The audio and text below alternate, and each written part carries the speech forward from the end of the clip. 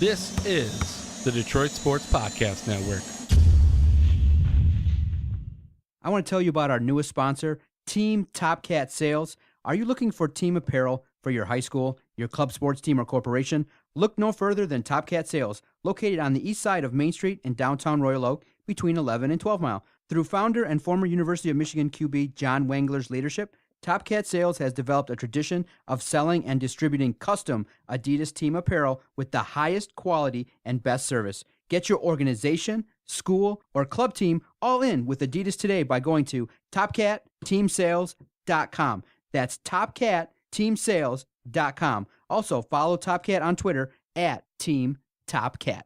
Hey everybody, this is Freddie Cohen of ESPN Radio. When I'm not talking about breaking news or breaking news on ESPN Radio, I'm always a fan and listen to the Detroit Sports Podcast, and so should you.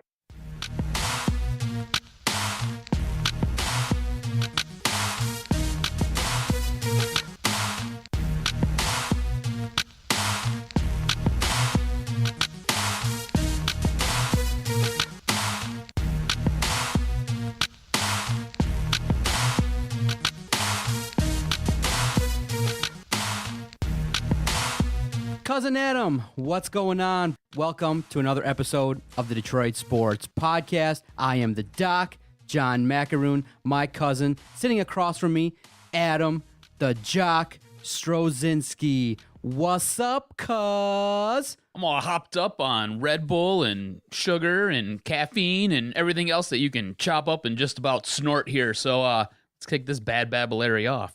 See, I'm very excited to start the podcast because I just got a text from our newest podcast host. Best news ever. So part of the open, I'm going to definitely check in and see what's going on. But I think we got great news ahead on this podcast. We're going to definitely let it rip, talking about all things Detroit sports. I think that's what makes us long-lasting as a platform, in that you and I can definitely rip on. We can definitely give our takes on Detroit sports, give our takes on anything going on in the world. And I like to think of us as being progressive. We are going to have a new show debuting on Saturday, hosted by a former radio host out of Arizona. Jenna has a show, female hosted. Anywhere in Detroit, I don't think you see a female-dominated host. And oh my goodness, what is she going to bring to the table? You got to tune in on Saturday. We're going to roll out a brand new podcast. And Adam, if I tell you, she's so passionate about this project, literally jumping off the page with excitement. She is going to do great things and really take this network to a whole new level. If you see my excitement, it's because I'm telling you, new contacts, new relationships, and a female, definitely. I do believe that she is, very passionate about what she does, and Jenna is just going to rock it. You can follow her on Twitter at Detroit Jenna, and she's going to be a great addition, one that, I think is going to take this network to a whole new level, baby. I'm excited. Can I tell you what I'm passionate about? What are you passionate about? Her looks. Oh, yeah? On a scale of 1 to 10, yeah, she's up there, bro. You didn't retweet, though, the comment, even though I was... What was I doing? This was... what day was this? This was on a Saturday. I was out golfing, and, I look down at my phone, I've got, 4 Twitter interactions. I've got 5 different text messages going on, and I've got just crazy sports updates. And I'm trying to filter it all through. At the same time, my kidneys are trying to filter through some beer. And I was just like, well, we'll get around to this. And I must not have ever got back around to it, because sometimes that happens. You've got a grind of a schedule this week at your job. How you handle it, bro? It's good stuff, man. I heard you on the flagship WWJ News Radio 950, one of the early stations I grew up listening to, because it's Detroit's only all-new station, and there you were, man, giving the updates. And, man, if you could just find a way to fix what the hell's going on 75, you'd be toast of the town, baby. That's right. Yeah, man, it's this week's going to be difficult for me, that's for sure. Like I said, all hopped up on caffeine. I've got a thing of coffee right here in front of me. I got some water. I had a Red Bull earlier. I've got some pre-workout sitting in my car waiting for me, so when I get done with this, I can go have some of that. And it's just going to be a struggle, man. Waking up at 4 a.m., grinding it out till just before noon. Then we got to go get up in the helicopter in the afternoon, and we got to go fly around, tell you what's going on. So check it out. We're going to start off this fine podcast, episode 152 of the Doc and Jock podcast. Just kind of talking about Detroit free agency, what went down in the week that was in terms of, the landscape of free agents, a lot of guys moving around in the NBA and the NHL. First of all, cuz, did you ever think that when the basketball CBA went down, that the split 50-50 would result in this escalation of contracts? I was utterly shocked that the money was spread out so fast, and a lot of these athletes, a lot of these NBA guys, they gobbled it right up. I mean, they literally must have been like celebrating with whoever the head of the union is because they got paid. And the sick thing is, it's going to go up again. And then it's going to go up again. In the next 5 years, it's going to double twice. The money it seems like it's boundless for the NBA. So that's going to cause a problem in probably about 10 years. Wait for another NBA strike to happen. Yeah, if Spencer Dinwiddie's going to be a $7 to $8 million a year player, you're going to be like, are you serious right now? First of all, do you agree with it? Do you think that, a lot of people have said that, whoa, pump the brakes a little bit. A lot of these guys in the lower tier of the league are making in the neighborhood of $7 to $12 million. It's a little bit eye-opening, and one that I think is going to result in some escalating ticket prices. And I think maybe they should have been thinking a little bit more long-term. I'm not so sure the fans are going to like to see lower-end guys on the bench, spots 7 through 12, making $8 to $12 million a year. I was going to say, do you realize that a bench warmer, your 12th man on your basketball bench, makes more than the number one free agent in all of the NHL? You've got bench warmers making $10 million a season, while you've got Steven Stamkos, a guy who has scored 50 and 60 goals a season, making $8.5 million. That just shows you where the disparity is in sports. NBA, I get it, right? You're carrying a roster of anywhere from 12 to 15 guys at a time. So less guys, more money. You can spread it around. That's why you can have a guy make a $153 million contract, which equals what 11 NFL players might make. Again, it's skewed because of the size of the rosters, but at the same time, the NBA is just doling out money. Like, me and you totally missed our opportunity. We should have just went and played basketball, sat there, hit free agency this year, signed a multi-million-dollar deal to sit there and just grab the basketball and get the other guy's Gatorade. No kidding. Wear a nice suit, travel around, and hey, if you get can some sweet tattoos, it'd be awesome. I never thought to think that I could be a professional athlete, but I think I could average 5 points a game. 5 points. That's just get to the basket, maybe get fouled, 1 3-point shot, jack up 3 to 4 a game. If you just, become a specialist, that might net you $5 million a year. That's right, man. That's all you got to do. I'm just going to think, though, the market... Just go out there and be a defensive stopper. Just a guy's cutting to the lane, just follow him real hard. Right now, too many people, right now people are talking about it, but they're not really feeling the effects. But once you start seeing the ticket prices elevate a little bit, then I think the market's going to correct itself. I don't think you're going to see too many, people being satisfied with these guys lower ranked. Now, most people aren't going to care if, LeBron James makes $40 million a year. It's just you can't have the lower tier guys making that much money. Here's what happens. It starts to shape perception. Look at what the Pistons did in their free agent additions. We thought maybe that we could get Al Horford. I would have been okay with that move. I wouldn't have been like super duper excited. It wouldn't have gotten me to pull out more money for a season ticket per se. But the Detroit Pistons added pieces that are going to help the team, but they're not sexy per se. And a guy like Lauer from Phoenix, a free agent, making $10 million a season, and he's really kind of an above, maybe slightly above power forward, and that's a guy that's going to get a 4-year deal in the $40 million range. I don't know about that. And so I'm left feeling like, again, with the Red Wings and the Pistons, is that we're getting like second fiddle here. We're getting the second and third tier options. And it's a situation where I go, man, I just remember the days when the Red Wings were awesome and free agents want to come here and they would just, make a shopping list and just decide how much money to dole out. Then in the NBA, you got teams that are kind of building super teams. You've had Miami being built that way where they come from relative obscurity, winning a title. LeBron James goes to Cleveland. He builds his trio of guys. They win a championship. And then KD dropped a bomb on July 4th and was like, see ya, OKC. I'm going out to Golden State. And by all accounts now, that's just going to be the greatest watch on television, the 2016-2017 Golden State Warrior team. And then I'm left in Detroit going, what do we get? And I'm like, I'm a little bit disappointed. It's just the way I say it. It's just, it doesn't seem like, and people know it, but when you say it, it hurts more, that Detroit isn't a free agent destination. And as a result of that, this is why we see what we see. A bunch of our professional teams kind of middle of the road kind of squads right now with no real established superstars dominating the league. And it's just kind of, as a sports fan, as a fanatic, bums me out. Well, let's look at it this way. You had one job going into this offseason, and that was re-sign your own. You had to take care of Andre Drummond. There was rumors whether he deserved or whether he was going to get a max deal. He ends up getting it. So step one, take care of your own. You did that. You had some money left over. What are you going to do after that? You needed to add some depth down low. You also wanted to get somebody who could help you, a spot-up shooter outside. You go out in your draft. You address a couple needs during your draft. You got some money left over. You then go and basically you follow what the market dictates. As unfortunate as it is, you're getting second fiddle players, and they are here to sit there and fill a role, and they're going to take a premium price because that's what the market's dictating. So Kevin Durant agrees to a 2-year, $54 million deal. So he's bringing in about $27 million a season. And he was the big free agent this year. LeBron opts out. LeBron's just sitting there trying to milk about $30 million out of Cleveland. He's not going anywhere. So the only legitimate free agent you had a shot at was Kevin Durant.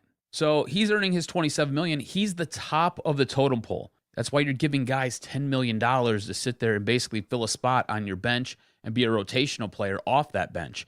It sucks because it's so expensive, and it sucks that as a Pistons fan, as a Red Wing fan, you're not able to get that premium star. Like, why not Kevin Durant? When he announced that he was signing, I was like, man, it really sucks that he's not coming to Detroit. It sucks even more that Detroit's not even mentioned in the same breath as the other teams. You know, look, if I was a basketball player, the best move I could make was probably be to go to Golden State, especially with the way he plays. It's purely a basketball move. You're going to play with one of the best point guards in the league. You're going to play with one of the best surrounding casts in the league. It makes nothing but sense for a guy like Kevin Durant to go out to Golden State. That being said, he wouldn't have necessarily fit as well in Detroit, but if he would have came to Detroit, he'd immediately made this team a championship contender. You know, they would for sure be a playoff contender, no doubt about it. I could see them being the number 2 team in the East behind Cleveland if he would have came here. But they're not even mentioned. And that's why a guy like Stan Van Gundy has to build this team differently. That's why he's going out and he's addressing needs during the draft. Let's get these guys in here. Let's get them under contract for the next 4 or 5 years. Let's sign Andre Drummond to a max deal so he doesn't leave. You know, everybody's talking about Andre Drummond and how he might be the next superstar. I don't know if I see it that way, but you needed to sign him. You needed to give him the money. You took care of him. Now you get to move on. And yeah, it sucks that we're not a destination. You just got to build it differently. You know, you got to play the cards that you're handed. And as a Detroit fan, these are the cards that we're handed. We're not going to get the sexy superstar. Just isn't going to work that way. You got to sit there, you got to build internally, and you got to work trades. I think probably the biggest free agent move that Stan Van Gundy did happened last season when he went out and he traded for Tobias Harris. You know, if you look at that in retrospect, that's going to help this team out much more than going out there and overpaying for another guy who's on the open market. He goes out, gets what he needs now during a trade, and he's set for the next couple seasons. For those that were upset what KD did, you're really kind of nitpicking, man. This is a guy that you got to remember, when these guys pour their heart and soul year in, year out, and they come up short, it's devastating. They put everything into it, and at the highest levels, winning is most important. That's all they think about. And when you fall short, and especially in the way they fell short this year, OKC up 3-1, close to closing it out, getting to the NBA Finals, and you choke like that, then you start to really question, okay, can I really get a ring here? Is it going to be successful? Do I really want to tie myself to a guy potentially in Russell Westbrook who is likely going to sign elsewhere? I think the writing's on the wall that Westbrook is probably going to be out of OKC, so KD did what was best for him. Now, you can have the debate, though, hey, is that the approach you would take if you want to win a title, is to go glob on to another team's success? But in the U.S. of A., this is what a free market system allows you to do, is that, hey, if there's a better situation out there, you go out there and you look. If you're not looking, then, you know, you might be missing out on some great opportunities. Tell me if, you know, Podcast One didn't call you and was like, hey, we're going to pair you up with a nice hot musician to do a podcast every week, and we're going to pay you this much. You'd be like, hey, John, no, I'm going to probably stay with the Detroit Sports Podcast. Hell no. You would look at Podcast One, you'd bring it to the table, and you'd be like, John, I'm going to be at Podcast One. Definitely, I'll send you some pictures.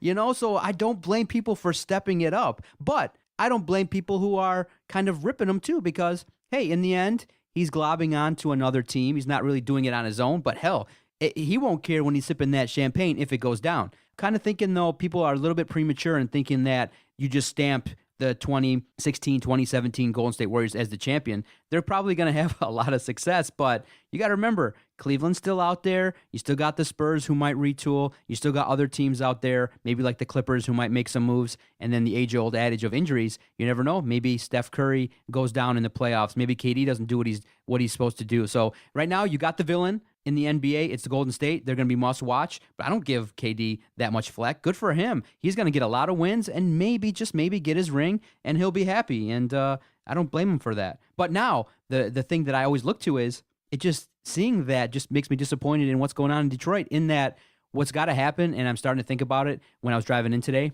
These teams right now, the Pistons and Wings and Tigers and Lions, right now what they're trying to do is build. And they're trying to build with consistency, and they're trying to build with young talent to get to the next level. And I'm kind of more along the line of, I want to kind of put the pedal to the metal. I want a superstar in here to kind of move us along to that next level. But you got to kind of face it, Detroit, in that your teams are going to have to build slowly, and you're going to have to be a little bit patient in terms of the return, because they're not putting the pedal to the metal in any of the ball clubs. Any of them, if you see, they're going kind of in a slow pace, and none of them have a championship trajectory just yet. Right now, the trajectory is kind of postseason success, moving along, taking the next step. Championship trajectory, I don't see it, and I kind of want to. I'm kind of getting impatient, but I got to tell myself, hey, this is what the teams are doing. We're not going to see like an Arizona Cardinal team with the Lions with 3-4 years success. I kind of see up and down with them. With the Tigers, Pistons, Wings, you kind of have a steady pace of what's going on. And it's just kind of a little bit too slow for me, but I get what they're doing. It just sucks in that I guess the philosophy is either going to have to be continue along this way, or the teams that we love are going to have to suck for a while and really bottom out so that we can get some premier talent. And that's what these teams did. Golden State was built by sucking for so long, then they finally found the right management to get guys in there, and that's why, guys like KD are globbing on. And the teams have sucked for so long. And same thing with OKC, because they sat there, they were able to go out, draft Kevin Durant. He was a no-brainer, but they had to go find Westbrook. They had to sit there and take a chance on him in the draft, and you sit there and you bring in a guy like a Serge Ibaka and a Sam Adams. You bring these guys in and it helps out. The team becomes better. So you have to build differently if you're not a premier market. That being said, your Detroit Pistons just signed a huge check, a massive check. You just maxed out Andre Drummond, a guy who, by all accounts, everybody around the league loves him, thinks he's a budding superstar.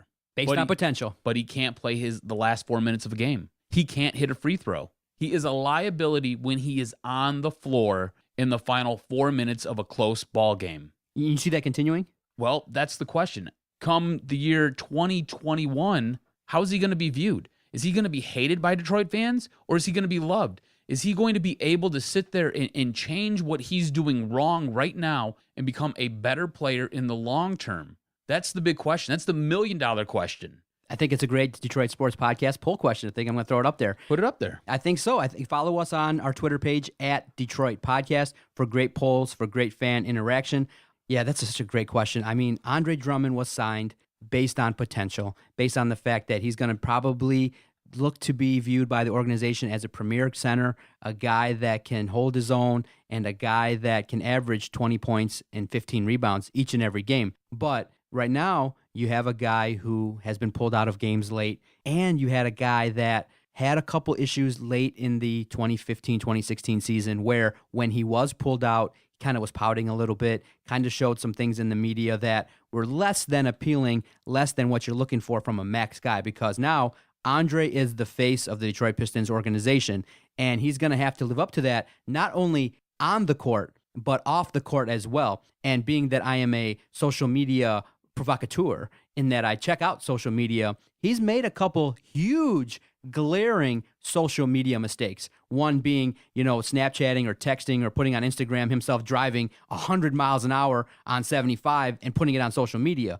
And he was, media kind of was like, hey, did you, and he kind of got a little bit of a slap on the wrist for that. He kind of does things in his nightlife that are a little bit questionable. This is a guy that's going to have to mature. I think his game is going to mature. This is what makes this contract signing so fascinating to look at and explore. Big money deals result in big money expectations. So we're not expecting first round exits.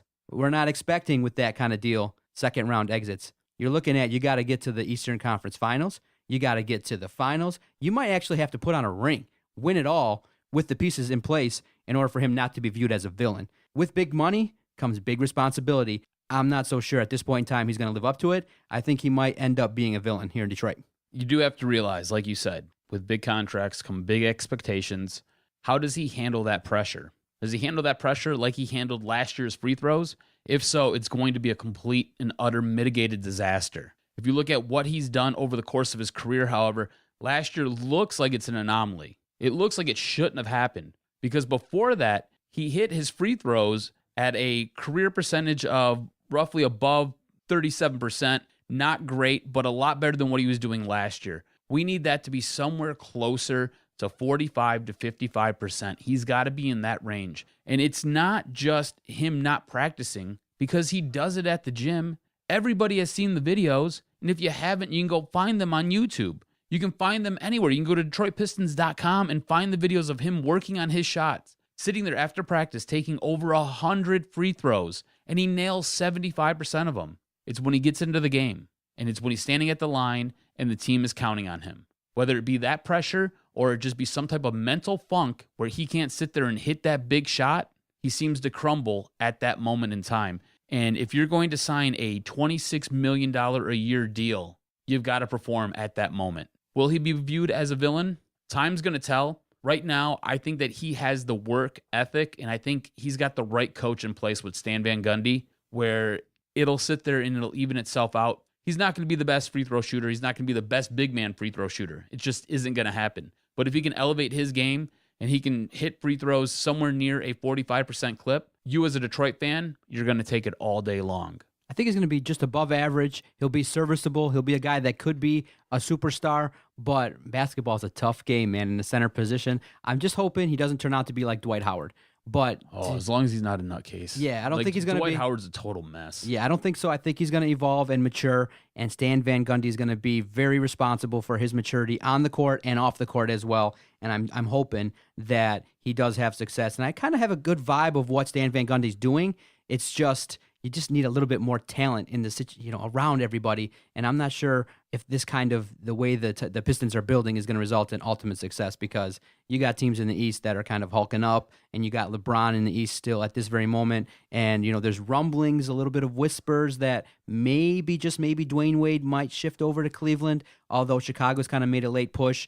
And for Dwayne Wade, he's just looking to get that extra year and maybe a little bit more money in his contract. So Dwayne Wade might be on the move. You got teams like the Celtics kind of building slowly. And then you got to always look to the team up north, Toronto. They're an up-and-coming squad. So the Pistons got to find their way, at least by the name value. Not so sexy, but hey, if they play well as a team and they play well defensively, they can maybe make some noise. But I'm thinking villain. You're thinking villain?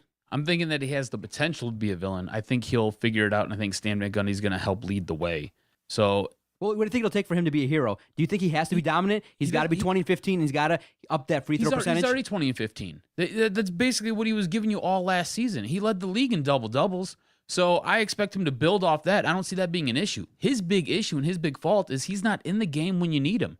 He's not out there during the last 4 minutes of a ball game that's close.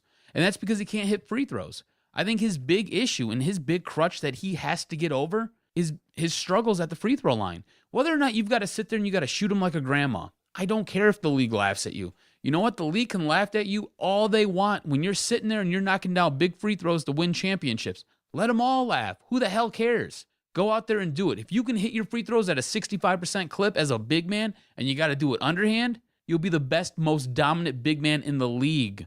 Do it. Just figure it out. It's going to be okay. It's not that big of an issue. I think that's his one big problem right now, is he can't hit free throws. Because he can't hit free throws, Stan Van Gundy can't trust him when they need him the most. He is too big of a physical presence and too big of a rebounding machine to not be out there in crunch time.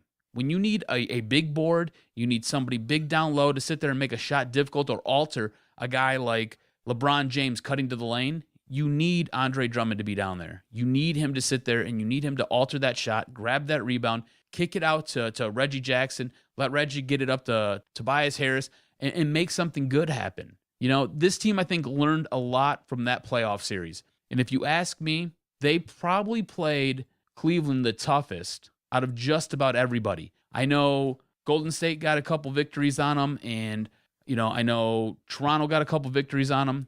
But in the end, Detroit gave them a great run for their money and physically pounded them. It was only for 4 games, but physically pounded them. And I think Detroit learned a lot from that, and I think they're going to build on that next season. And I think Andre Drummond will be better for it next season. So right now with the Pistons, I'm buying with an option to bounce if I don't see if I don't like what I'm seeing next year. That's where the doc is currently at with the Pistons. I like what I'm seeing, but I want an option to bounce because, man, oh man, the NBA is looking to be a league where there's like 4 super teams and a bunch of middle of the road teams looking to take up the middle of the road spot. Now with the Red Wings, the total opposite reaction. Whereas with the Pistons, you're a little bit more patient. We have a little bit more trust in Stan Van, and then he got us to the postseason. We see the philosophy. We see the pieces being executed in that philosophy. Now he's got to actually go do it and evolve. With the Red Wings, the public perception is I think, at an all-time low. A lot of people are looking at the signings that were made July 1st and were very devastated. A lot of head-scratching. What? A lot of disappointment just based upon what we were used to in the past. I mean, I know it's now a salary cap era, and Kenny Holland can't just go out there and make it happen. But right away it comes out that Stamkos is not coming to us, and then it starts sprinkling out that he didn't even want a meeting with us. He's like, I'm not even going to come get on your private jet. I'm not even going to come sit at the RenCen and get wined and dined. I'm not even going to go down to the new stadium and check it out and put my hard hat on and see what the construction is going to look like. He didn't even come. Not even a meeting. He re-signs with his team, Tampa Bay. All credit to him. Best of luck. And by all accounts, it's a fair deal. He didn't really bust the bank wide open, and Tampa Bay still has some flexibility to re-sign some of their own. But now you go out there and you get Franz Nielsen. You go out there and you get Steve Ott. You go out there and you get guys, and you re-sign guys that have been in your system for long-term deals. The deal that pissed everybody off was the Helm deal. You gave him a raise and you gave him more long-term security. So basically, out and about, when you talk about the Red Wings, it was underwhelming, disappointing, and people were basically looking at it and going, oh boy, we thought we could have had big-time success and big-time improvement. Instead, we got more of the same and likely a situation where it's going to be not cup contending. Let me put it to you like this. You could have went out and you could have got a guy like Riley Smith, who scored 50 points last season, 25 goals, 25 assists. Looks like a budding young player. Instead, you go out and you sign Darren Helm. And essentially, you give Darren Helm $4 million a season. Riley Smith, a 5-year contract, $25 million is what he took. You could have sat there, added another $1 million, and got a much better forward who's going to help out your top 2 lines, maybe your top 3 lines, depending on what your depth is looking like right there. It just scratches, it makes you scratch your head and scream, what is Ken Holland doing? Just absolute boneheadery. It's awful. Steven Stamkos was the number 1 goal. He was the guy that was heads and tails, light years above everybody else. Instead, you come home with Franz Nielsen. I'm looking at a TSN layout of free agents that were available. Franz Nielsen is ranked number 12 on this list. When I sat there and I went through this list, he was ranked number 8th on my list. So the question that's the guy that you go out and you target. Why? The biggest issue I have with everything that Ken Holland did on free agents day, the only contract I don't mind, the only contract I don't have a huge issue with is the Steve Ott contract. Gritty guy that's going to muck it up. He's making $800,000. He might play. He might not play. That's the only contract I don't have an issue with. You got the corpse of Thomas Vanek, who hasn't done anything really good in 2 years, and you go out there and you give 5 years to a guy like Franz Nielsen. What are you doing? You could have had Milan Lucic. You could have had Louis Eriksson, who has potential to score lots of goals. He's a little bit older, but he has potential to score lots of goals, and he's in his prime. Could have had Andrew Ladd, who's a great locker room guy, has goal-scoring capabilities. He'll help you out on your power play. Could have had Troy Brouwer.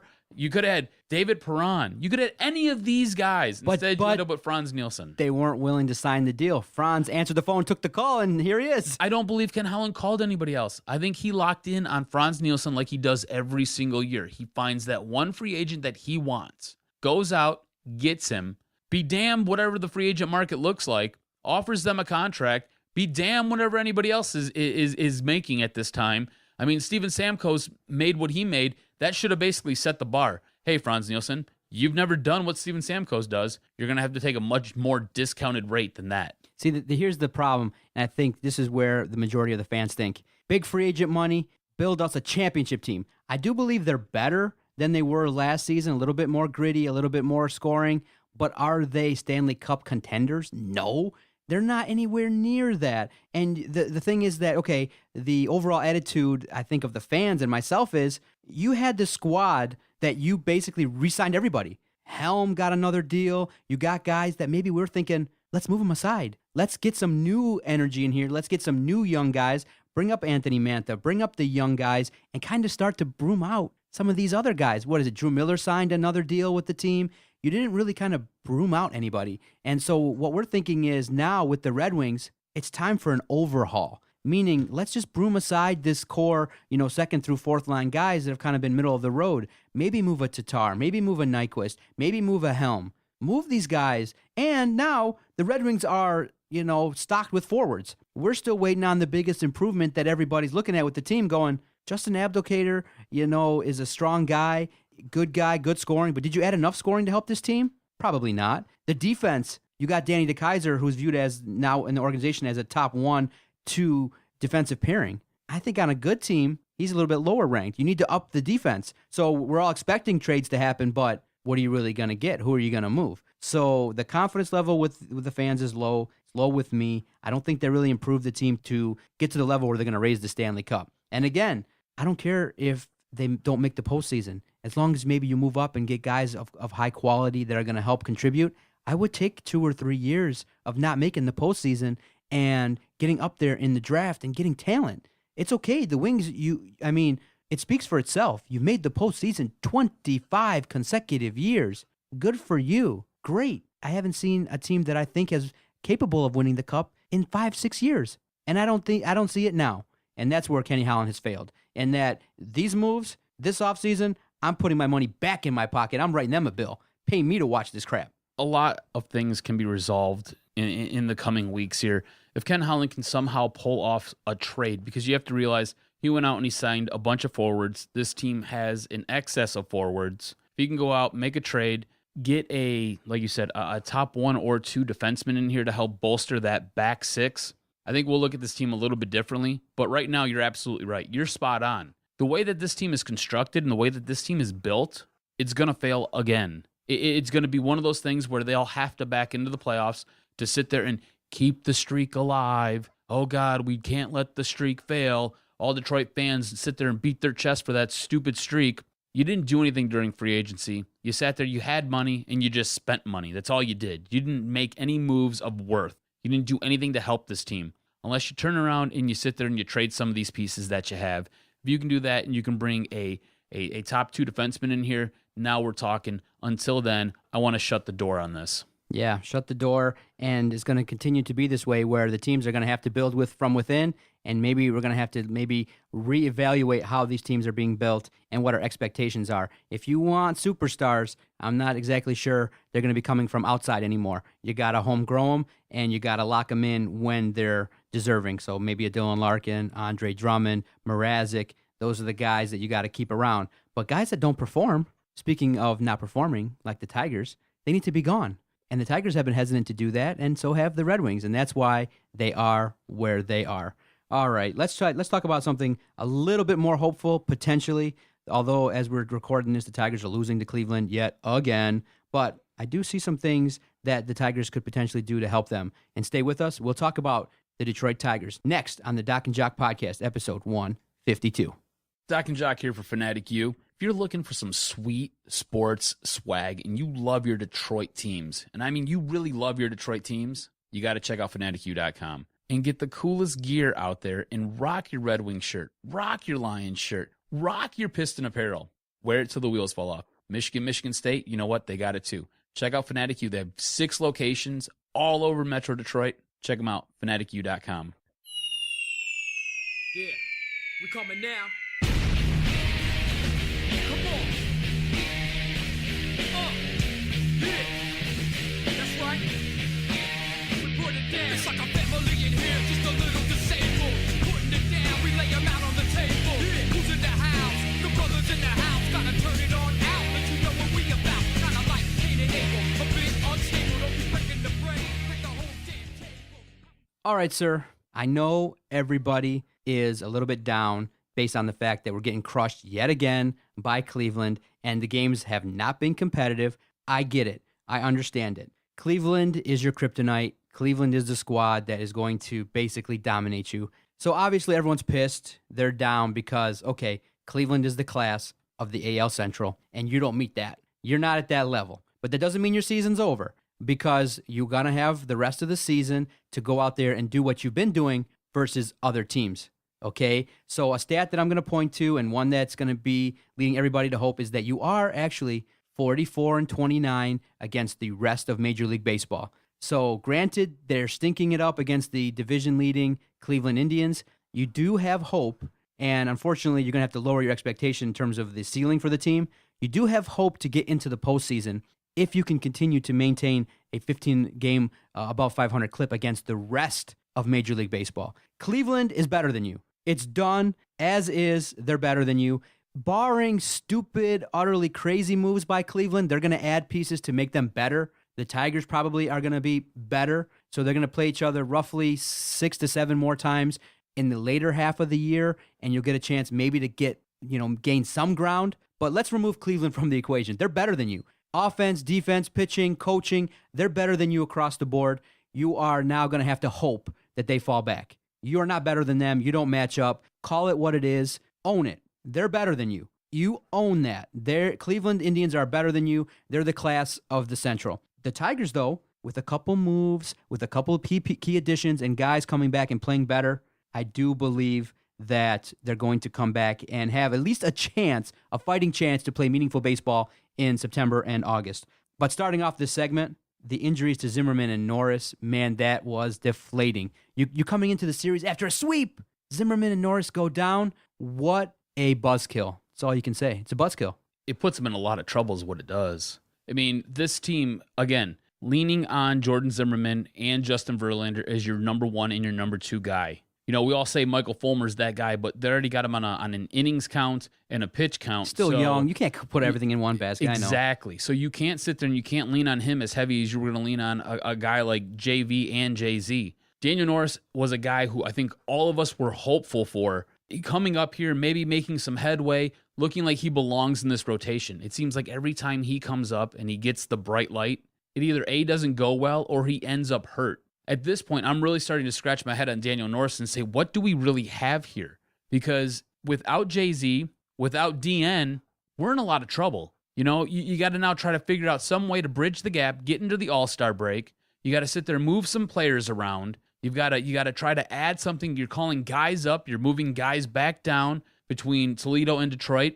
You had a guy who sat there and basically drove all night long to sit there to make the game in Cleveland so he could sit there and fill in for you guys in your bullpen because you had to move Anibal Sanchez to your starting rotation. And can we just be done with the Anibal Sanchez as a starting pitcher? It's not good. It's not going to be good. You got to bite the bullet. You signed him to that massive contract. You now have a $16, $17 million bullpen arm. Deal with it. And he's not even good at that. So just deal with it and suck it up. It was such a buzz. It really was a buzzkill going into the series, coming after a sweep of Tampa Bay. I mean, that epic game, I was telling Vito, you come back in that epic way the first game of the series. Let's roll some momentum. You sweep Tampa Bay. Most people still said, screw it, you're going to lose. And then the news comes out. Zimmerman's, got on the 15-day DL with a neck strain. Norris in game 1 didn't do it for you. He's out. Oblique. Now you're starting to question. Great. Now you're starting to put the tag on him. Is he injury prone? Is he a gamer? It wasn't what you needed at this point in time in the series. It just really kind of took the luster off of it. I was excited going to the series. I was basically excited maybe just to get one win, maybe to play a little bit better ball, but not only is Cleveland beating you, they're spanking you, which makes it a little bit more tough to swallow. Now you're in a spot. You're a couple days out from the All-Star break. What do? At this point, I'm looking to possibly promote Shane Green to the starting rotation just to sit there and help alleviate some stress on these guys, but then that weakens your bullpen. And when you get to this back half of this starting rotation, you lean heavily on your bullpen. You're basically damned if you do, you're damned if you don't, where you're sitting right now.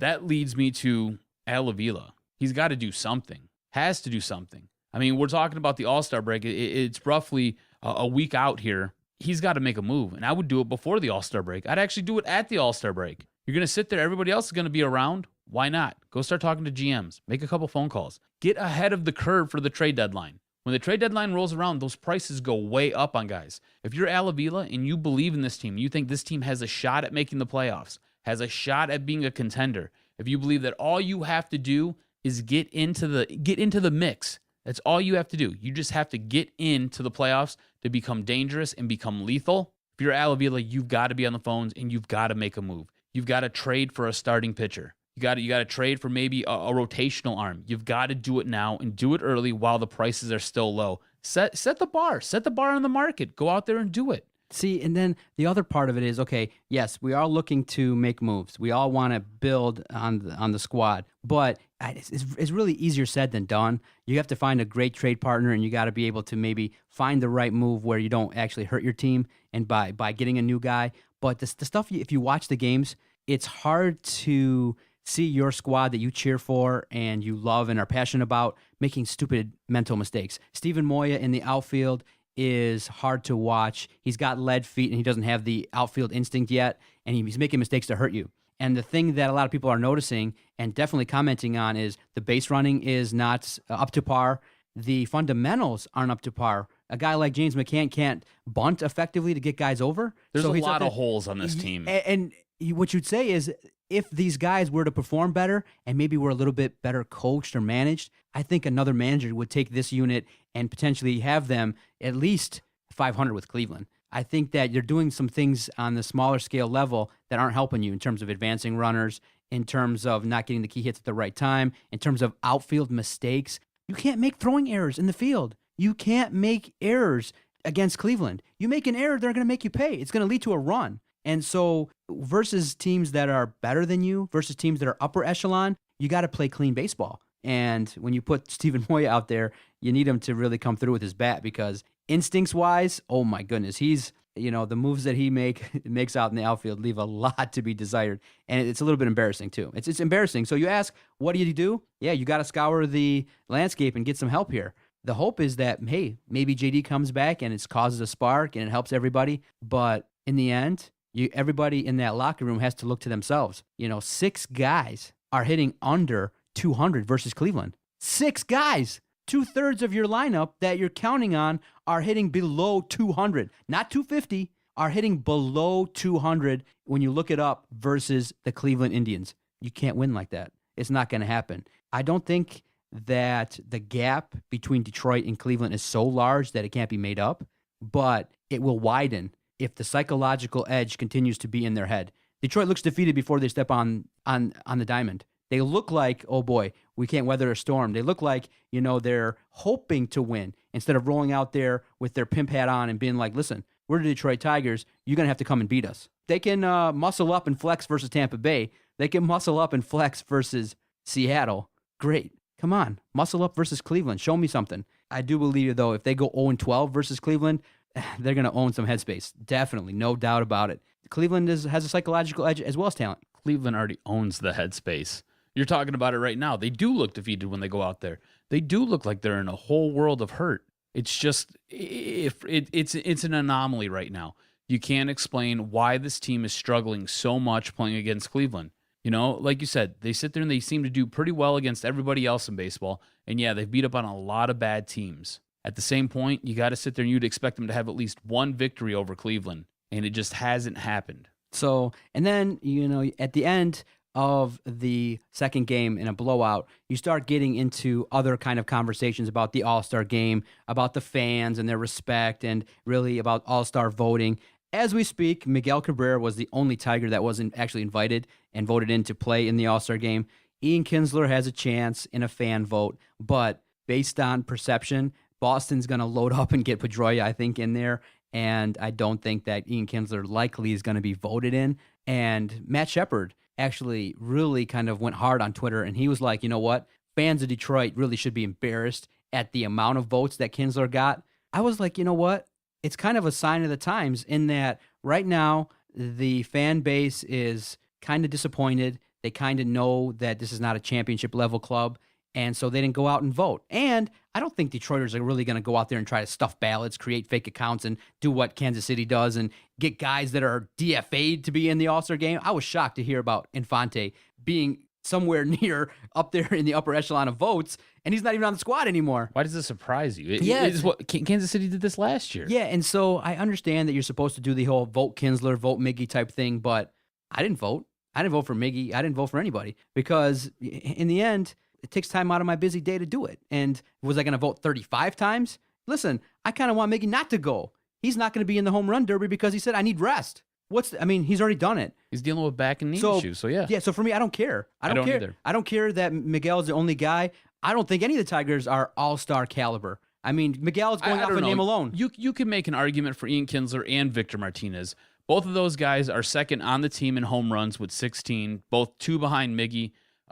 They sit there, and Kinsler leads the team in RBIs. Martinez is tied with Miguel Cabrera. So, I mean, if you want to look at it that way, and on top of it, look at their averages. I mean, they're both sitting there hitting very well this year.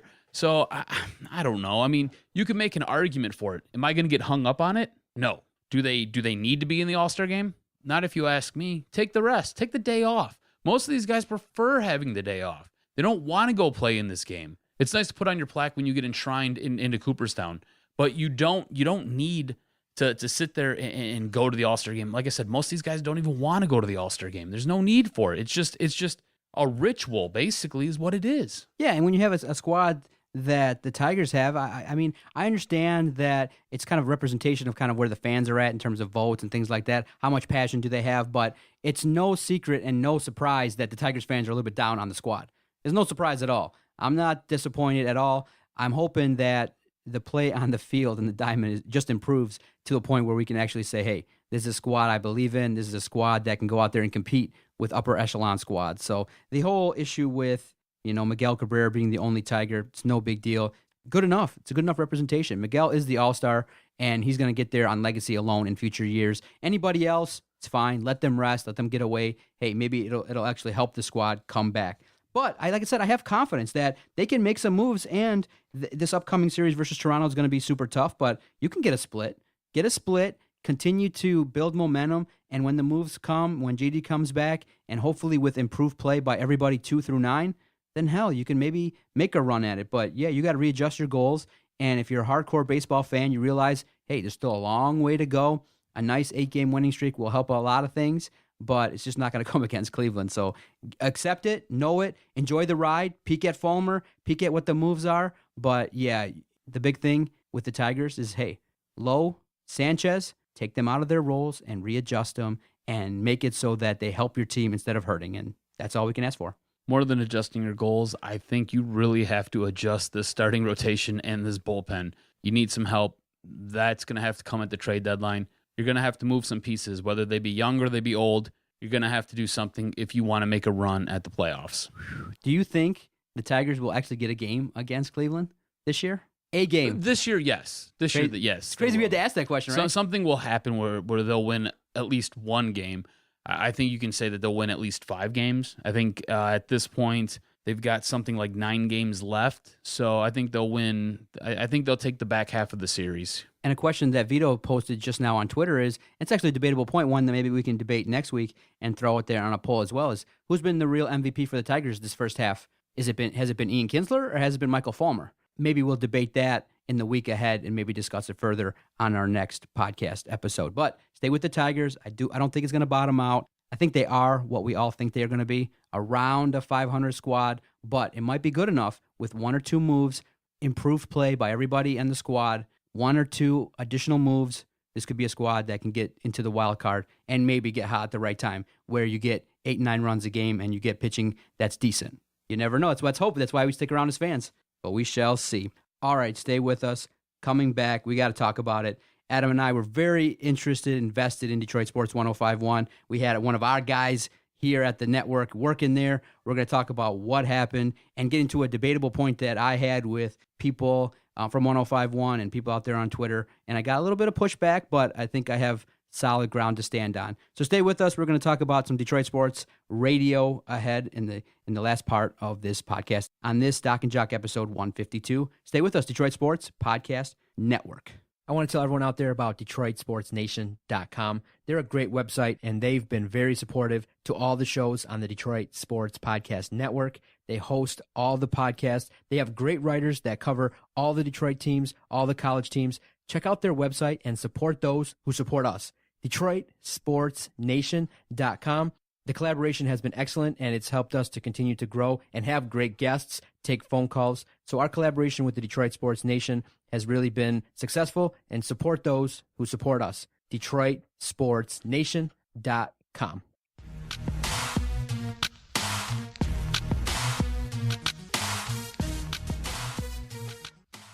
Rolling right along.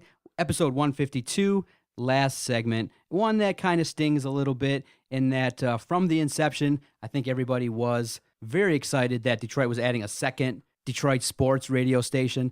I mean, you and I are hardcore sports fans, so naturally, if you love sports radio, having two options is great. You get a chance to kind of see what's going on, and you get a chance to really get invested in the station, and then we got great opportunities to actually talk to a lot of the guys at Detroit Sports 105.1. Jason Jarvie, host of the Motor City Sports Rant, was doing great things over there, and we got a chance to, really get to know some of the guys there and talk about sports radio, have them on as guests, have them in our studio featured on one-on-one segments. So our relationship with 105.1 was great. We loved it. And our relationship with 97.1 is great. Adam has been an intern there. We have great contacts there. We've been treated very well from everybody at both stations. You started hearing whispers when Dave Shore was fired that, this might be the last go-around. They need to get a real PD in there to kind of shake everything up and really give them a chance to compete. Because 97.1 is a massive juggernaut. Hey, radio is a business, and you got to compete.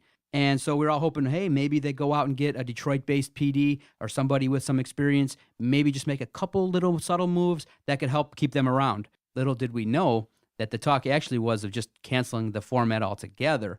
And when it happened, it went down in such an awful way. And, for you being a guy wanting to work in that environment, I'm like, oh boy, I'm going to kick up my, thoughts and prayer game for you, because getting erased, not just getting fired, not just being said, hey, you know what, we're going to go in a different direction, get new voices.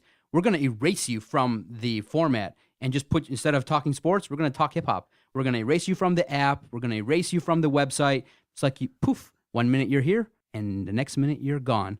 What a brutal way to end the Detroit Sports 105.1 experiment. It was just disappointing. A lot of issues to talk about, but at the very surface level, it sucks because Detroit should have two stations where you can go rap about sports, look at events, talk about a lot of things. And when it happened, the way they did it wasn't right, and it was very disappointing all around. Sad, very sad in Detroit sports radio history. Yeah, it was pretty brutal, but this is something that I think, because me and you have talked about this. We talk about it a lot. We talk about it for quite some time. I mean, we don't talk about it on the podcast, but we'll sit there, we'll message each other back and forth. We sit there, we talk before the show, we talk after the show about what's going on. We do a lot of comparing and contrasting on what the two big networks were doing, and just kind of where 105.1 was going wrong. And they had a major issues. There were a ton of issues with their programming, the way that they did things. They sat there and they tried to bring in ESPN Radio, and what ends up happening is you have to give some monicum of power to ESPN. So now you have ESPN trying to dictate what you have to do, what they want you to do, how things have to go. They tried pushing Mike and Mike in the morning. That's not working here. It doesn't work here. This is not Philadelphia. This is not New York. This is not Boston. This isn't even the Midwest. This isn't Chicago. This is Detroit. Detroit things work in Detroit. Things from out of the state do not work here. Things that happen in Philadelphia, Boston, New York, Chicago, the Midwest, they don't fly here. You can't do this. It doesn't work that way. This station screwed up by not going local sooner. You needed to bring in a morning program, whether it's just fun and games in the morning, but it works in Detroit sports, or whether it's all 100% sports-based and all you're talking is Detroit sports. You didn't bring in a morning program that talks sports soon enough. You cut a talent like Matt Derry after you sat there and you tried to change Matt Derry. You said you wanted Matt Derry to be more like Mike Valeni. That's not going to work.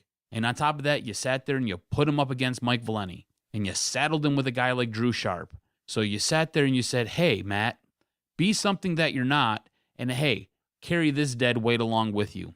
It doesn't work. Then you sit there and you cut the one guy that you built the entire damn station around, which in hindsight might not have been the best idea, but he was your major draw. He was the one who was bringing you ratings. He was the one who was sitting there selling your tickets for you.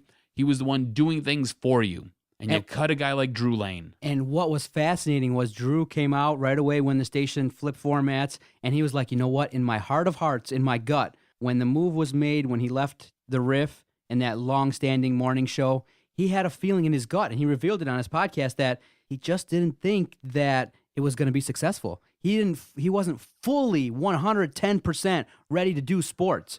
So now, that's probably the biggest mistake, is that not in bringing Drew Lane into a station. No, he's got an audience. The mistake was putting him at that time. That was not the right spot. You want Drew Lane on your station? You can't get him on at 6 a.m.? Fine. You slap him right there at 10 a.m. and you let him go and talk about politics, talk about the news stories. You give him a couple hours, 3 to 4 hours, and you let him do whatever he needs to do. And I do believe he would have had success in the mornings. Yeah, a big mistake was they never really established prime time listening for an afternoon drive. 2 to 6, 3 to 7, in those two slots that they had, it wasn't must-listen radio. So now the big debate, and so after it folded, everyone's breaking it down. They're kind of talking about it. So the Detroit Free Press, Detroit News, Tony Paul, those that have been covering it have kind of laid out the position of the talent, that management jacked it all up and that it was a losing proposition. It wasn't supported. And like you said, when Drew Lane was fired, you cut the station's legs right out from under it. The big issue is you didn't have enough local talent and enough local talent that people wanted to hear. And especially on the weekends, too. Exactly. And this goes back to something that really bothers me the most about this. And it's who's most responsible for the station failing. You can say that it was the talent. You can say that you didn't like any of the talent. You didn't like hearing what they were talking about. You didn't like how they presented things. You can say that they weren't memorable. That's all fine. Those are all valid points. That's okay. But it was the management who set this whole thing up to fail. We sat there. This is something that a lot of people don't know. You and I went out and we had lunch with Dave Shore. We met Dave Shore. We've had numerous conversations with Dave Shore. I've talked with Dave Shore multiple times about what that station needed to do to sit there and be viable in this area, because Detroit is a weird market. And this is something that I told him when we sat there and we had lunch with him. I said, Detroit is a weird place. It's not like any place that you've ever sat there and you've been a program director for. It's not like LA. It's not like Cincinnati. It's not like Nashville. It's not like any place. It's not like anything on the East Coast, not like anything on the West Coast. Detroit's its own entity. They want local content. They want to talk Detroit sports. And if you can give it to them that way, and you can make it fun and you can make it memorable, they'll listen and they'll stick around. You sat there, you were slow moving Mike and Mike out of here. You were slow bringing in a morning show. You tried to change Matt Derry. All right, that was all Dave Shore. Dave Shore wanted Matt Derry to be Mike Valeni. They're not the same person. They're nowhere close. You sit there, you have Dave Shore come in and basically, Dave, you need to do something on weekends. Dave sat there and told you and I, face to face, hey, I'll get you guys on. You guys can do college football for me. You can do this. You can be my Saturday show. You can be my Sunday show. You can do this and that. Okay, Dave, that sounds great. Dave never did it. Dave was great at blowing smoke up your ass. That's what Dave Shore was great at doing. Then he sits there and he fires a guy like Matt Derry and he puts himself in charge, puts himself on the radio. And you know what he does his first damn show? Talks nothing but Cleveland sports. Hey, Detroit, do you give a shit about Cleveland? Absolutely not, you don't. And you sit there and you do it with Lindsey Hunter. Nobody wants to hear Lindsey Hunter. Lindsey Hunter's not a professional. Lindsey Hunter's a professional basketball player. You know what I go to Lindsey Hunter for? When I need a tip on basketball. Lindsey Hunter's a segmental guy. You bring him in when you want to talk basketball. You don't bring him in when you want to fill 4 hours of sports talk in Detroit. You just don't do it. And so I blame this on the program director. I blame a bunch of this on Dave Shore. I know you have some heated words for him and some heated, based on how he treated us, but we don't know exactly Dave's relationship with management. So did he want to actually do that? Was he forced into that? But that's fine. But look at where Dave's at now. Yeah. Guess who got the boot? Yeah. So if you're a program director and you have any balls, man up and do what's right for your station. Do what's right for your people. Because when the axe comes down, yeah, it's your head getting lopped off, Dave. But you know what else? Everybody who was behind you, all their heads got chopped too. Yeah, exactly. So I laid this all at the management's feet. Yeah, management. But exactly what role did Dave have as program director? The big thing is that, hey, if you want weekend programming, they did do it, but very minimal. You had a weekend talent show, 2 hours. You had the hockey show. You had some, special programming like for football, but it wasn't round the clock. You needed 6 to 7 in the weekend. 2 years later, 2.5 years later. Yeah. This is years after we've had a discussion on what you need to do and how you need to do it. Everything with them was behind the 8 ball from Jump Street. Whether they sat there and they came on too soon and they weren't ready and they didn't have their ducks in order, or whether management was just slow on the uptake. It was handled poorly from the get-go. And so now it ended. They erased the format, and unfortunately, 105.1 The Bounce got a lot of buzz. My sister-in-law was bumping to it. The new music station was getting a lot of buzz. A lot of people were like, yes, this is refreshing. I like it. They were hashtagging 105.1 The Bounce. They were liking the hip-hop. I was listening to it a lot more over the weekend than I ever listened to 105.1. I was initially hesitant to like that kind of music, but I listened to it and I'm like, you know what? It's listenable. It's enjoyable. It's something that you can kind of rock out to. It's music that you can relate to. So I initially said that I took them off of my preset, but I put them right back. So I kind of like it from time to time, but not just, it's not going to take over my love of sports radio. So now you talk about management's failures. You have a lot of blame for Dave Shore. I'm a little bit more, looking at Greater Media a little bit in terms of what they were doing. But let's look at the information and the facts of the matter. Facts of the matter is it came out and, Talent released, through the Free Press that the station lost $2 million. Okay? So it's not viable at the way it was run financially. So obviously there's management's problem is that you don't have a profitable business. So, but management also cut their sales staff, sat there and dwindled it down, cut them in half, and then basically removed them from the final month or two. They had no sales staff, no support. Yeah, because at that point, I think in the timeline, then and I was telling Jason and Vito, the number crunchers came in and said, "Oh, I don't think this is financially viable. We're not going to put $2 million. We're not going to be willing to invest more money." So the process to change the station didn't just happen in June and July. This, I think, was a little bit of a longer-term situation when they started looking at it in terms of finances, because you can't just flip a station. You got to kind of look at, bringing in new people, what the format's going to be, what, the new station is going to look like. So this was a decision made. And once they realized, okay, this is not financially viable, they cut the support. And so talent and management have to take equal responsibility.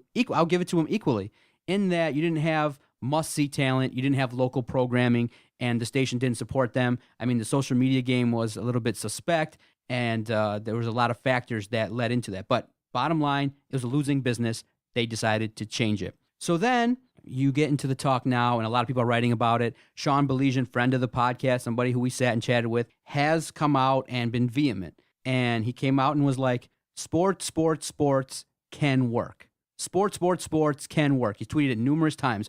He said, I believe Greater Media didn't put enough into it. Sports on a sports station can work. I openly saw that 6 to 7 times, and by seeing that 6 to 7 times, I chimed in. And I said, you know what? I hope I'm wrong. I openly said, I hope I'm wrong. I hope another station takes on this challenge. It's deserved. You have guys that are deserving of jobs, whether you think they're retreads or not. It was enjoyable. But my honest opinion is all sports talk on an all sports station is not viable.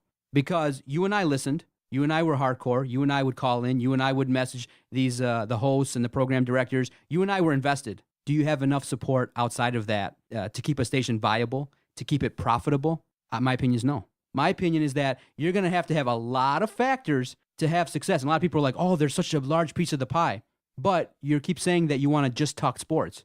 So right then and there, if you're just going to talk sports, majority, let's say more than 80% of the time you're talking sports. If you do that, you are now focusing on only a certain segment of your audience. thinking that way, You've already cut your demographic. you've cut your in at least half. You've cut the ability to draw more listeners. So I'm thinking that I didn't say a sports station is not viable. My thesis is that a sports station talking all sports with a station like 97.1 with a 10-year head start, with the fact that you might be only going for 2/5 of the pie, with the fact that you're going to have a hard time drawing the big sports teams onto your station. I don't think that's viable. Who's willing to put up a 5 to 7 year investment? And then they're going with the line, it takes time. You find that hot talent within one book, you're moving along, you're bringing in revenue. So I'm not new to the game of supply and demand. Which is something you and I discussed numerous times. When the ratings would come out, we would sit there and look. And your big question to me all the time was, how difficult is it to get a 1 share? A 1 share in the ratings. Mind you, 97.1's pulling in something close to a 7 almost all the time. Get to a 2 or 3. How difficult is it to pull in a 1 share? And I said to you, it's not that difficult. Okay. If you do things the right way, it's not that difficult. For the longest time, 105.1 sat there and hung around 0.8, 0.9. They would sit there and at their high end, I think they bubbled up to a 1.2, maybe a 1.4. That's not good enough. You're not pulling anything in. The only time that I think we've seen 97.1 unseated and handily unseated was at Christmas time. Yeah. And so that was when 100.3 sat there and pulled a 10 share because they played Christmas music nonstop. So you're going to basically needing a company to invest 5 years and potentially take losses up front. Tony Paul came on our podcast and told us it's an expensive venture. You got to pay at least 6 guys 50 to 80 grand a year, as opposed to playing music. So I think the next wave is maybe someone who's maybe a little bit more advanced in their thinking, does a little bit of a blend. A little bit of music with a couple sports shows that are like hot. So maybe you don't just go exclusively all sports from 6 a.m. to 6 a.m. the next day. Maybe you get a little blend in there. Or then you go into the point that I'm saying is that you create a talk station that talks predominantly sports, but maybe 50 to 60% of the time, and you bring in big-time opinionated people to also mix in opinions on Detroit, on the things that are going on nationally. I mean, you have Hillary Clinton. I'm sure that whole ordeal, when it goes down, would have drawn huge debate on a talk station. You mix that in there. You have a couple different topics. Hey, we're going to talk about the Tigers, and hey, we're going to throw in a big segment, an hour of a 3-hour show, maybe an hour, a 4-hour show. Hey, should Hillary Clinton have been prosecuted? Boom, you have engagement. You talk. You go, hey, you tie it into your life. You tie it into something of the station. I don't think you just talk sports. In the morning, in the afternoon, hardcore people, listen, I love sports talk radio. You turn it on, I'm listening. But the average Joe out there with 50 other options to turn to, how are you going to draw them in? You got to talk more. You got to open it up a little bit. And so I think an all sports format where you talk 80% sports, that's not financially viable. What businessman's going to dump all that money in waiting for a 5-year return? You know, maybe the pie is huge and I'm not seeing it that way, but I'm a competitive guy. I want the whole damn pie. I want to be number one. I would love 5/5 of the pie. You know, I would love to have, my goal would have been come in. I want the Tigers. I want the Lions. I want the Pistons. I'm going to outbid them. I'm going to do this and that. But it didn't happen. And so management and talent are both equally to blame. And it didn't survive. And it was sad. And, great people are out of work. And again, it's just, you have to look at the facts. It wasn't financially viable. They didn't draw a big enough audience consistently over a period of time. And in the end, in a radio business, they can't continue to, show $2 million loss. I saw a $2 million loss in the letters. I like, my eyes bugged out. I'm like, are you kidding me? We can let people know. One of the primary motivations that got me so revved up to do a podcast was, I read tweets that podcasting wasn't viable 3 years ago. And people in the media here in Detroit would tweet out, ha ha, I'm never doing a podcast. Ha ha ha. Look at those people talking on the internet. It's not viable. I want to feed my family. Well, we're here 3 years later and we're profitable.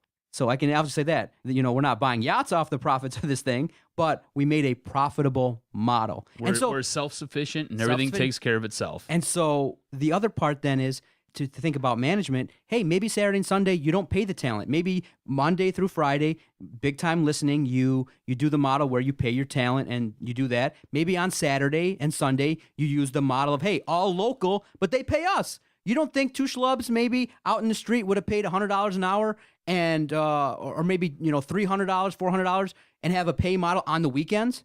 think outside the box. Maybe if you need revenue, you get revenue that way, where all the shows are local, but they're paid. It might have been better. But it just wasn't a model that I thought was viable, just based on I don't know the reasons why, how they lost their money. I don't know about the advertising, but all I know is it says they lost $2 million.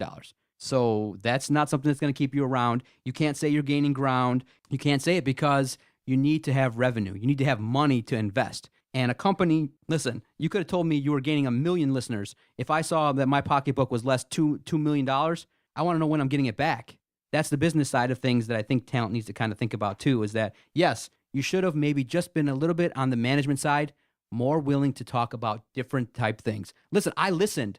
What I'm saying is you needed to draw my mother. You needed to draw my sister. My sister never listened to 105.1. She wouldn't know to this day, and I can be honest, she wouldn't know that 105.1 talks sports. Right. She doesn't know. You're absolutely right. She doesn't know. The thing is, you have to work in different content because sports is great, and sports can be your bread and butter. But a little bit less of a priority. What do guys get bored with? Guys get bored with the same mundane thing. So I just sat there and I listened to 4 hours of your morning program talk about the same exact topic that you're about to talk about for the next 4 hours. And then the show after that for your afternoon drive, that's now 8 hours I've listened, and you've talked about the same exact thing. You need to keep it fresh. You need to work in different topics. You need to work in a man's topic here and there. You know, things that all guys relate to and go through. Oh, hey, shaving your pubes in the summertime. Sometimes when your balls stick to your thigh, how uncomfortable is that? Hey, hit us up on 1-800-1051. We lost our programming. And then the other part was the overwhelming difference of the programming from 97.1 to 105.1. They just had too many guests. I mean, it's a model that Greg Henson has sat in here and told me, Detroiters don't like that many guests. They don't want to hear, in a 4-hour show, 6 guests. I want to hear. It's way too many guests. You're the expert. You tell me what's going on. Yeah, I don't want, and I want your opinion, and then I want to give you my opinion and tell you why you're wrong. That's why Detroit sports works. 1 to 2 guests, debate, passionate. I thought there was way too many guests. I didn't want to hear from Jason Lockenfora. I didn't want to hear from Ian Rappaport. I would tell you, those are times I would turn it off. I never listened to a podcast. I didn't listen to that. I don't want, they gave great insight, but I want to hear Detroit guys on there. I want to hear the Detroit opinion. And then, you kept them on when they had credibility issues. Ian Rappaport was totally wrong on Jim Harbaugh. Yet there he was, week in and week out, kept telling me, I'm like, oh, you don't have any credibility, bro. That 15 minutes, you lost me. Drew Sharp got popped for plagiarism. And you kept him on. Yeah. You didn't even sit there and say, hey, we're going to suspend him. You didn't even give him a smack on the wrist. You sat there, you're like, okay, well, we'll let Detroit News handle this, and we'll bring him back. It'll be okay. Yeah. No, Detroiters are like, no, we want blood. Something. You're like, when you screw up at your job, well, you don't because you run your own thing. But when I screw up at my job, you get talked to. Yeah, you better believe I do. I get in trouble. You know what? And I can let you in on that, too. When Dave did the one-on-one, after we were done, I told him, I said, Drew should go, or I said, the station should address it. I said, he disagreed. He said, I might be wrong. He didn't put his foot in the sand and said, I'm thoroughly believe I'm right. He said that I got to take this line. But I said that I think with a radio station, you have to have a clear-cut relationship with your audience. Drew made a mistake. You go out there, you address it. I would have listened. If Drew Sharp would have came out there and said, hey, this is what I did. I made a big mistake. I would have listened. Yep. It would have drove. I mean, it might not have been good news, but I was like, you put that on the air. He was like, oh, okay. He listened, but never did it, and you lost trust. And so the big mistake was, I think Dave felt like Drew Sharp would be a hate listen kind of thing, where you hate him, but you listen to him. No. Drew Sharp in this market is a hate click listen, where you go, oh, Michigan sucks. Michigan State sucks. Detroit sucks. I suck. You suck. Michigan's never going to win. We suck all the time. It was like, click. It was a hate click relationship where I didn't listen. There's nothing entertaining there. That's the thing. I knew the spiel. I knew the shtick. Yeah. If you're going to be on the radio, you have to entertain. Make me laugh. Dance for me, puppet. Dance. And I don't know if you've not seen Drew Sharp, he ain't dancing. No, it wasn't. There ain't a whole lot there that's moving with that jiggle. So I'd say equal blame, talent and management altogether led to this. It sucks all around. We hate talking about it that way. Good people lost their jobs. And we hope, like I said, we're not saying it. We're saying it in the hopes that the next crew of people, that if they try to do it and you got someone who gets deep pockets willing to put $10 million into it, that they don't make that mistake. You go balls to the wall, 6 a.m., the first thing you do is, hey, we're Detroit. You have to have a better name than Detroit Sports 105.1. You got to have a poppin' name. You got to have something ready to go. And hell, in 3 years, you didn't have one woman host. something different. You had article after article, ethnicity, this and that. Yeah, you went ethnic. Shit, we're coming up on our 3-year show. We already got a woman host. We got a woman Come host. on. This is something we've been working on for a couple months now. Yeah. How hard is it? So and then in the end, you got the Pistons, and you're, not to belabor the point, but you're strapped to talk about basketball, which you cut this audience again in half. I'll be honest with you. The Pistons are one of the best organizations in this area because they don't dictate to you what you have to talk about. The Pistons weren't like, you have to talk about us all the time. That was a station dictate that, hey, we've got to talk Pistons. We've got to talk basketball. Sell basketball. Sell. You know what? Out of the top 4 sports, basketball is maybe number 3. And it's jockeying out for the 4th position with hockey. All right? And you can sit there and you can get some real passionate hockey fans just like you get some real passionate basketball fans. But you're going to talk Lions number 1, you're going to talk Tigers number 2, and then it's whatever the sport of choice is from October to June. Yeah. That's what it is. Too much basketball. It was just a lot of basketball. Segments, 2-3 segments, fine, but hours and hours upon basketball. I couldn't keep up with that, man. You got to mix some more stuff in. And the radio business is finicky. The sports radio business is a little bit finicky, but from here at Detroit Sports Podcast, we definitely have to give the talent at 105.1, the management at 105.1 credit. They did respect us. They came on. They gave us their opinion, and hopefully they respect our opinions that we shared here today. But I just think that you have to remove yourself a little bit from the fact that you got whacked and the fact that they erased you, and realize that if you look at the programming and you look at what you can do next time in a different job, you have to appeal to the audience. You can't just say, be damn it all, if the audience isn't there, we're going to keep it going and hope that it's turning around. Yeah, it's turning around. Yeah, you could be building listenership, but it's a competitive market. Even going from a 1 to a 2, you think they wanted to keep the station at a 2? No, you always want to go up. I think there's one trajectory, and the trajectory goes up. It goes to the ceiling. And I think if you start going the other way, yeah, exactly. Exactly. And I think the other concept that, people realize in business is that, hey, I could be profitable, but if I know I'm going to make 10 grand a quarter, but I know another station's making 50 grand a quarter, it's going to hurt. Yeah, 10 grand's nice. It's profitable. A slice of the pie is nice, but knowing that someone else is getting another huge slice of the same pie and I want more of it, and you can't sustain yourself on limited profits. You can't do that. You have to go out there and make a splash, and not getting the team, whether it be fair or not, it was going to be hard. I think you have to, if the next person's going to do it, you got to get the Lions and you got to get a combination of the Tigers and Wings, and maybe one of them that one day they'll split, but you got to start the station off with that, because otherwise it's 2-3 year wait. You got to wait. So if you can kick it off with a splash, big host, and maybe the biggest thing that they didn't do was, maybe in that 3 years, not one host from 97.1's deal was up. Make a splash. Steal a competitor, a Wojo, a Jamie, maybe a guy from the Valeni and Foster show. Maybe you steal one person and you make a splash. New talent, getting the teams, you got to do a lot. It's a big, huge undertaking. I'm not sure if someone's going to do it right away. I hope they do. I hope maybe we're totally wrong and someone does it and they succeed, but there's a blueprint of what not to do. And we feel for everybody there at Detroit Sports 105.1. If anybody from 105.1 wants to do a podcast, hey, I'll buy your airtime. Come on over here and do it. Yes, it's sir. Fine. Yes, sir. It sucks that it went down that way. Maz, Mark, Drew's got his own thing going on. I'm surprised Drew just didn't right away start a network. Derry, whoever. Yeah, they're doing podcasting now. See? 3 years ago, we were kind of a little bit of trailblazers. Now we have competing podcast networks going down. It's a very viable thing to do this on your own, because we're not getting erased. We at least have for now, until we do something to mess up our relationship with YouTube. We at least have an archive of our shit. That's true. We've come close to doing that a couple times. It sucks it sucks in the radio business with how it goes down. But you know what? We got our chance, and we'll see what happens in the future. For the Jock, Adam Srozinski, I am the Doc, John McAroon. Thank you for staying with us this 80 minutes, and thank you to the fine sponsors of our project. Thank you to all the people that thanked us. I guess we just passed 3 years of doing this on LinkedIn. LinkedIn, yeah. We got like 15 emails. Thank you.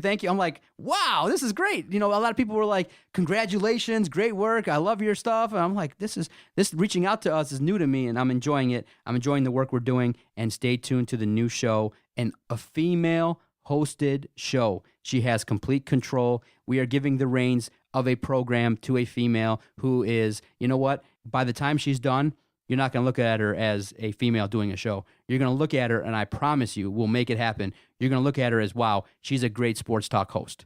And that's what we'll bring you here at the Detroit Sports Podcast. Passionate, Detroit sports hosts. That's what we love here. See ya. Come back to us. Go Tigers. Sorry, Detroit. Didn't quite work out. And all I can say is Detroit Sports Podcast scores. I have voices in my head, they counsel me, they understand, they talk to me.